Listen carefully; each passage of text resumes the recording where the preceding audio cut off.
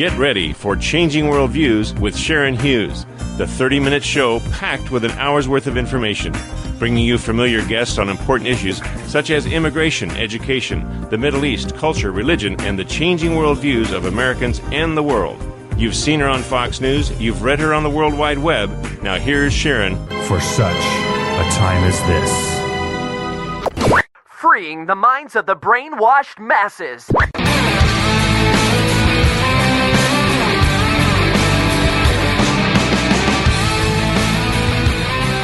Hello, everyone. Thank you so much for tuning in to this edition of Changing Worldviews. Today, RFID tags are essentially portable databases according to RFIDplasticcards.com, and that is what we're going to be talking about today, along with my interview recorded earlier with John Whitehead, president of the Rutherford Institute and author of Government of Wolves, the Growing Police State here in America.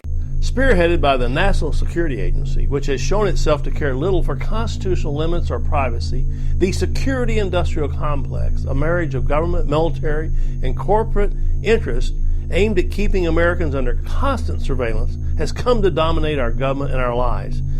At 3 times the size of the CIA, constituting 1/3 of the intelligence budget, and with its own global spy network to boot, the NSA has a long history of spying on Americans, whether or not it has always had the authorization to do so.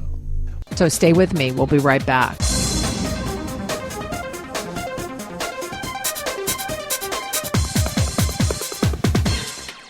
You're listening to Sharon Hughes, coming to you from the Wild, Wild West, and we mean wild.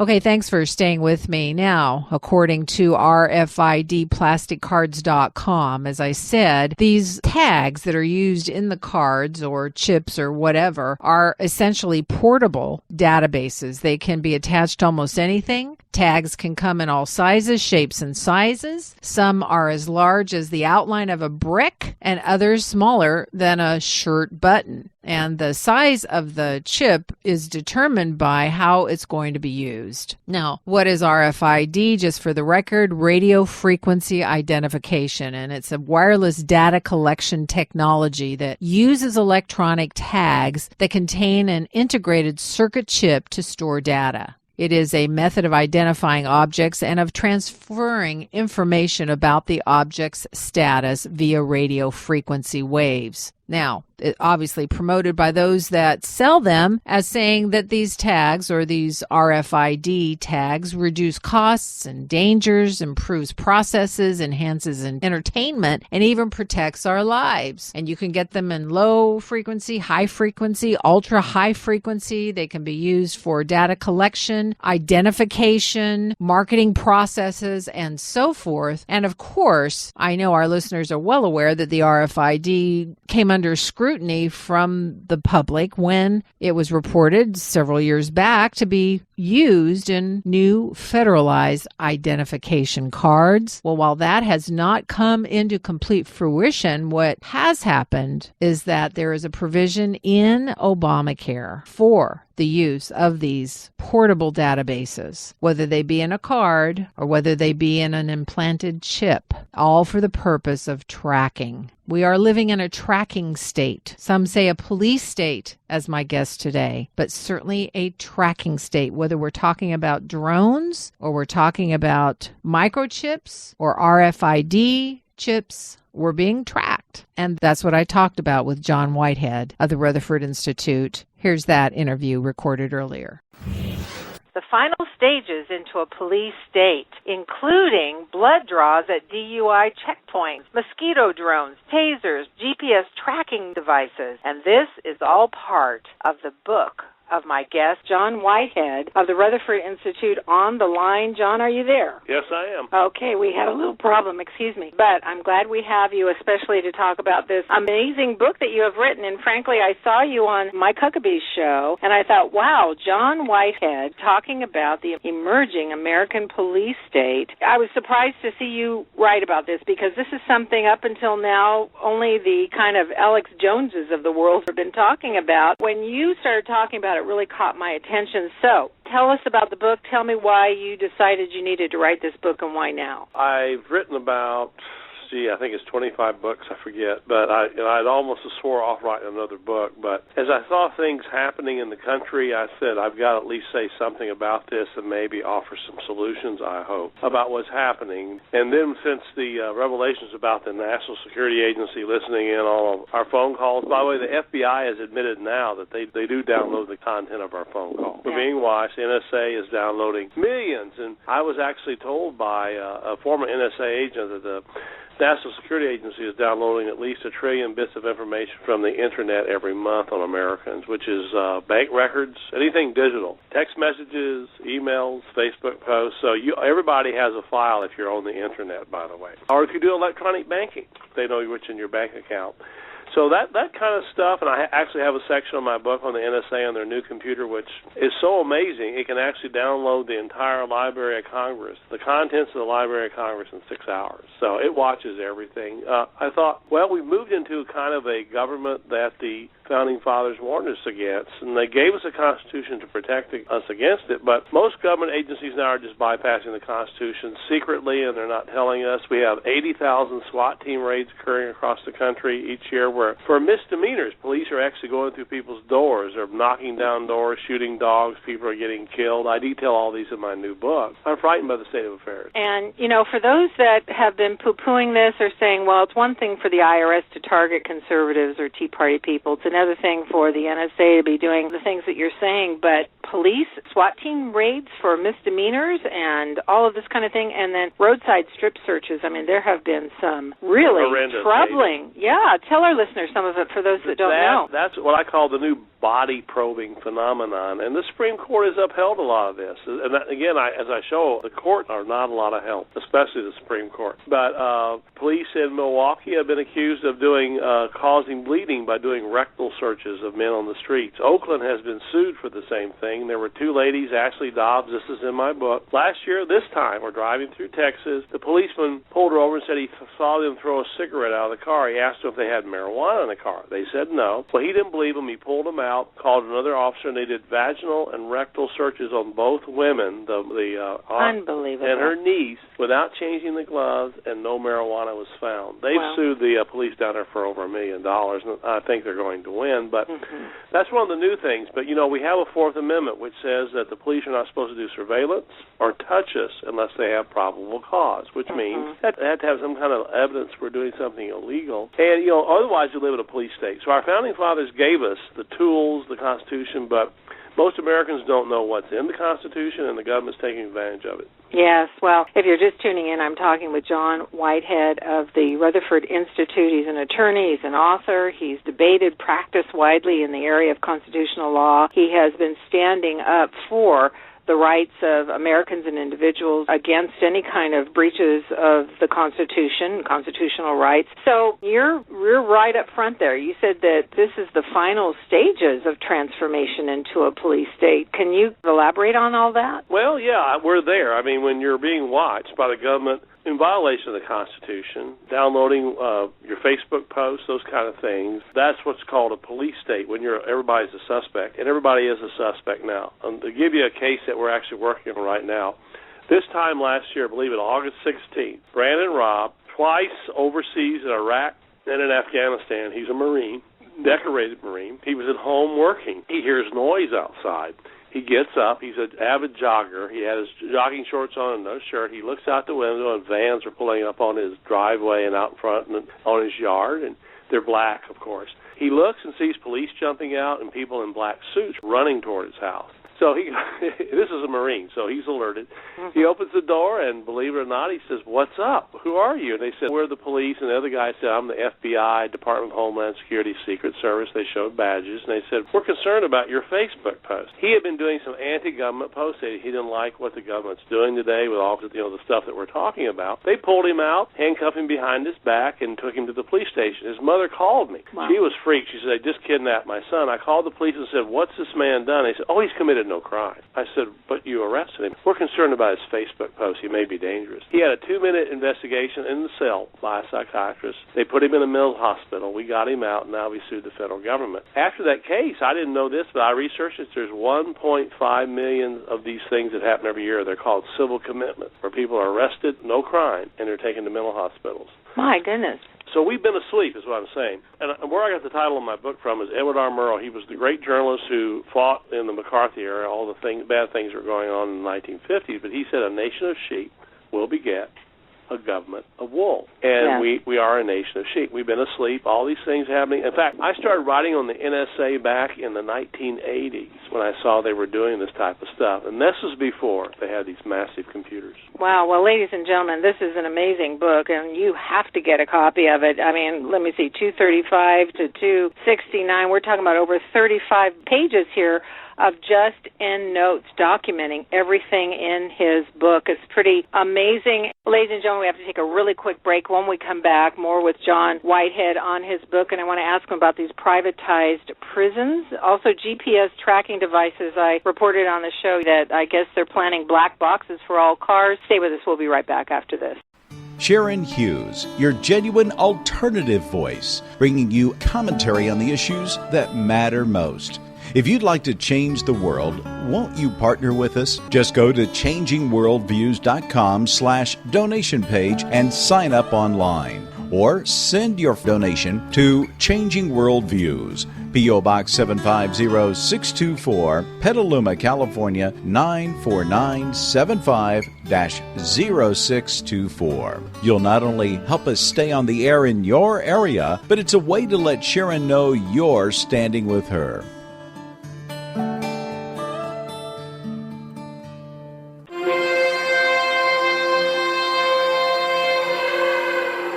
I want to tell you about a great event that's coming up in the San Francisco Bay Area. Wind and Fire Ministries and Glad Tidings Church present Releasing the Sound of Trumpet on May 9th and 10th at Glad Tidings Church on Webster Street in San Francisco. Guest speakers include Chuck Pierce, Dutch Sheets, James Vincent, Miles Weiss, co-host of Zola Levitt Television Ministries, Vicki Norden, and many others. The cost is $30 per person and $45 a couple. Register at www.rpnca.org.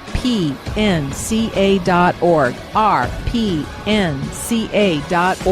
Online registration closes May 5th, so go to the website and register right away. The schedule begins Friday, May 9th at 2 p.m. and Saturday, May 10th, concluding at 2 p.m. Glad Tidings Church, San Francisco, California, and also go to visit bethshalom.org for exciting videos of other ongoing events in the San Francisco Bay Area. Releasing the Sound of Trumpet. Register at www.rpnca.org.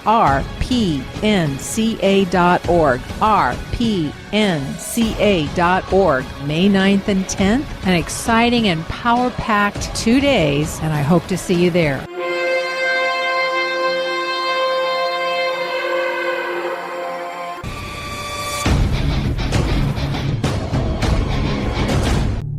There's a reason why George Orwell's book 1984 and his other writings are predominant in my new book, A Government of Wolves, The Emerging American Police State. It's because right now, at this point in history, believe it, many years after Orwell wrote his books and did his various commentaries, he is actually more relevant than he's ever been. Orwell understood what many Americans, caught up in their partisan flag-waving, are still struggling to come to terms with, that there's no such thing as a government organized for the good of the people. Even the best intentions among those in government inevitably give way to the desire to maintain power. Thank you, ladies and gentlemen, for staying with us. So I need to ask you, what was the Facebook page of this Marine? Oh, he was quoting song lyrics from a rap group in Canada. He was playing a private, by the way, a private grouping game, which was, it was private. You couldn't get into it unless you had a special password. It was a game called Dear Illuminati. They didn't like that. He is really concerned about the direction of the government, and he said anti-government things, but he didn't threaten anybody or anything like that. The amazing thing, after that case, I had veteran organizations contact me, and they say this is happening to veterans all across the country. There's actually a program from the Department of Homeland Security called Operation Vigilant Eagle, which now watches all vets coming back, actually does surveillance on them to see if they're going to do something they don't like. Wow. And they swoop in. The FBI, I've had vets call me and they say, well, I got a note on my door. I just got home and it says, I want an interview. And it's because of Facebook posts. So, our First Amendment says you have a right to free speech, and the government should not be intimidating people. And again, I have talk show hosts, by the way, who have said anti-government things, and we've defended them. They go home, and on their door is a note saying, we want an interview. Of course, I have them send the FBI to us, and they ask all kinds of questions like, have you ever taken drugs and stuff like that. And I tell people, don't answer that. The Fifth Amendment says you have a right against the self-incrimination. Wow. So it's intimidating. What they're saying is either shut up or we're going to pursue you. Put you in a mental institution. Exactly. Talking with John Whitehead in his newest book, he's written several, but the newest one, A Government of Wolves, the Emerging American Police State.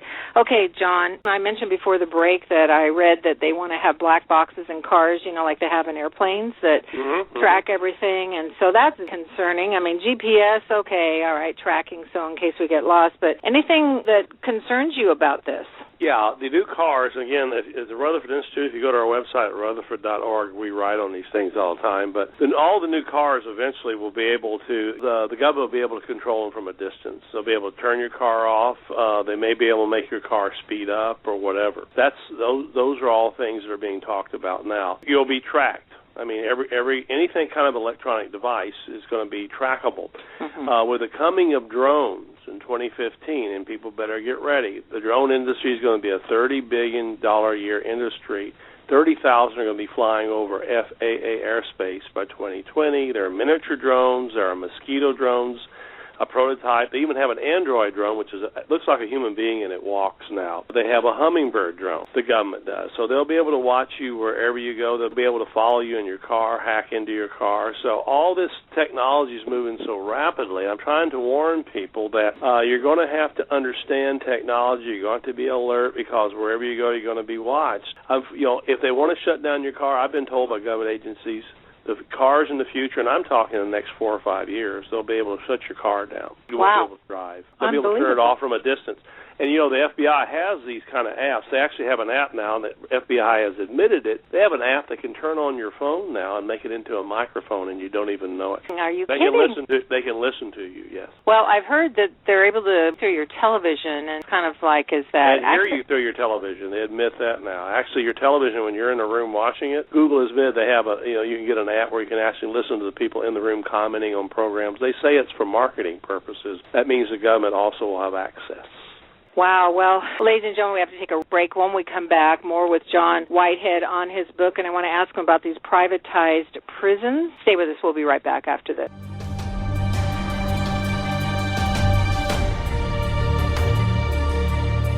Exposing the worldviews behind the political, cultural, and ideological wars being waged in our nation and world, Sharon packs an hour's worth of information into every half hour with news you can use.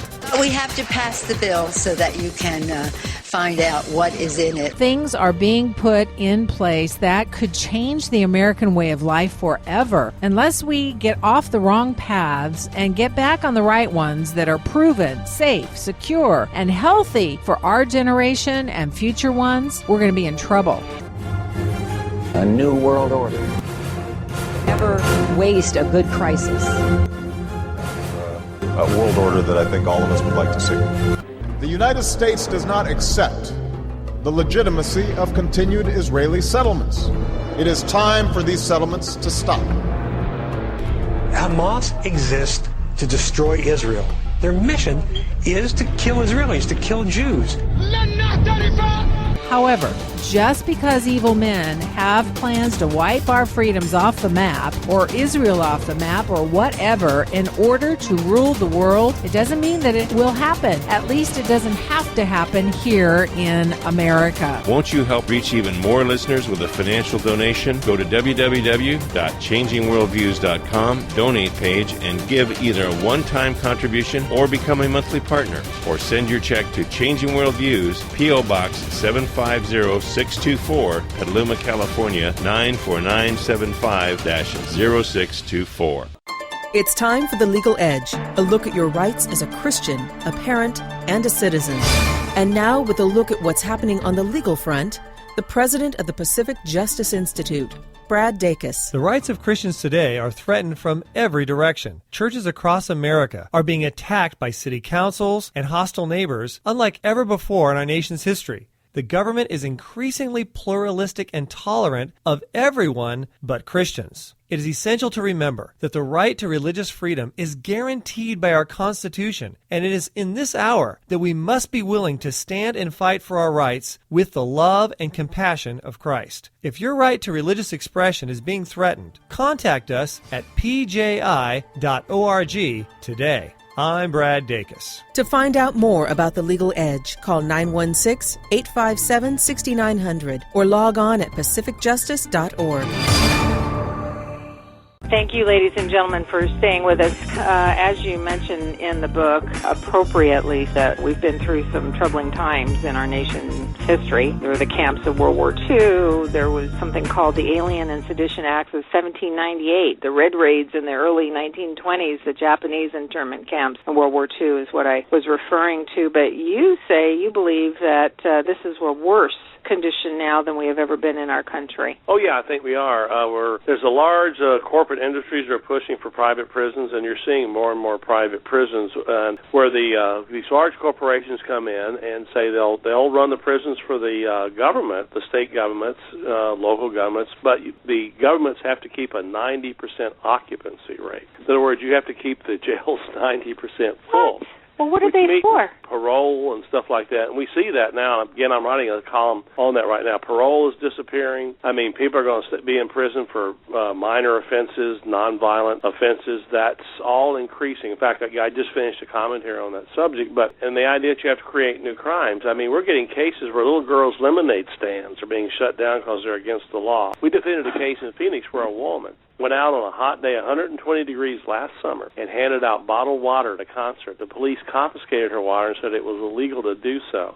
Well, I threatened to sue the city of Phoenix, and they changed their law. But a lot of these are, if you resist the police, you're put in jail now or prison, and that's going to increase. So that's another alarming trend where the government's actually making money off of running prisons, but they have to keep it 90% full, which means they have to create new crime. Wow. Okay. So, I get emails all the time. Yeah, I'm sure you do too, about these FEMA camps.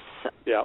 Are they real? That's difficult to track down. I actually had a sister of mine not too long ago called around Halliburton, all the big companies, our congressman. The assistant took him a month, but he went around in a complete circle. He could get no one in the government or any in the private industries to admit. They kept referring him to the same circle of people.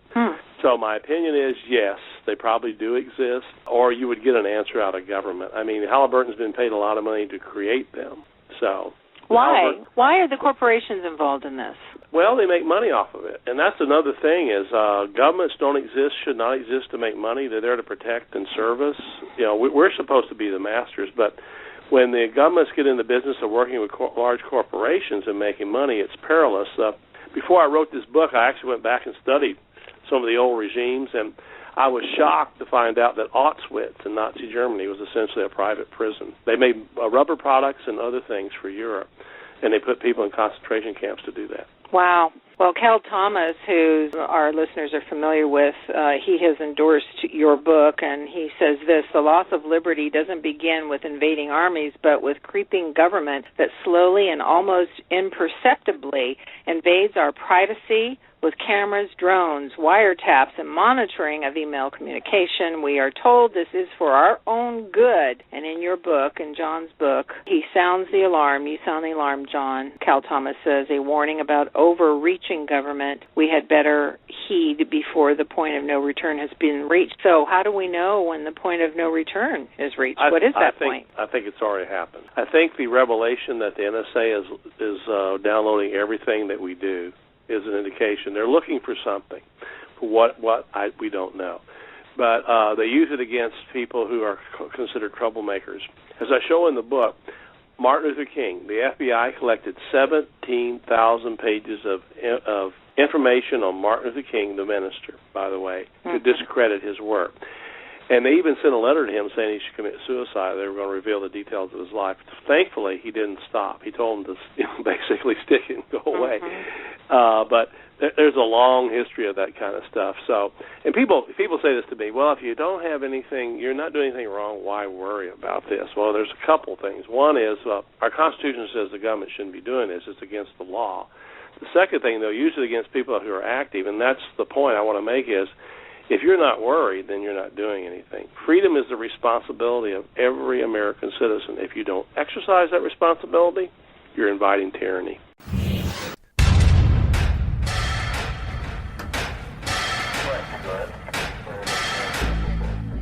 The United States government now, and all of its conglomerates from the local police, the NSA, National Security Agency, CIA, Department of Homeland Security, has an amazing arsenal of things that impact us. And these are key pressure points that are affecting our freedoms. What many fail to recognize is that the government can't do this alone. They have to have an accomplice. So what do? There's been a huge fusion of super corporate interests with the government that makes money off of the government actually spying, invading our rights, and encroaching on our freedoms.